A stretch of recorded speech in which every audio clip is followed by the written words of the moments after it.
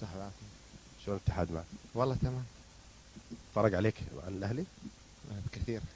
ليش؟ راحة نفسية. كلمة كبيرة، الراحة النفسية. ليش كنت متضايق في الاهلي؟ لا بس حسيت براحتي هنا موجودة. ايش اللي فرق بين الاهلي والاتحاد؟ آه، الأجواء اللي تحت نادي الاتحاد من لعيبة من جمهور من إدارة، كل الأشياء هذه تساعد على النجاح إن شاء الله. عندهم مباراة مع بوسان اليوم، 5 حقت الذهاب. راح تخلي الفريق ينزل يعني واثق من النتيجة؟ آه، طبيعي يعني ما أكذب عليك، ما أقول إن نتيجة تأهلنا إنه يكون في صعوبة. بس ما في شك في طبعا الكورة فيها تقلبات وهذا، لكن بإذن الله إن شاء الله نتيجة حسبناها من المباراة اللي هناك. وحشتك القطيف؟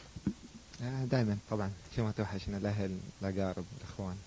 متى آخر مرة رحت؟ تقريبا شهرين تقريبا.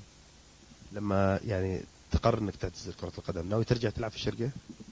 والله نشوف وين الله يكتبها لنا إن شاء الله. في الشرقية نواصل عملنا إن شاء الله في جدة في عمل ثاني يعني.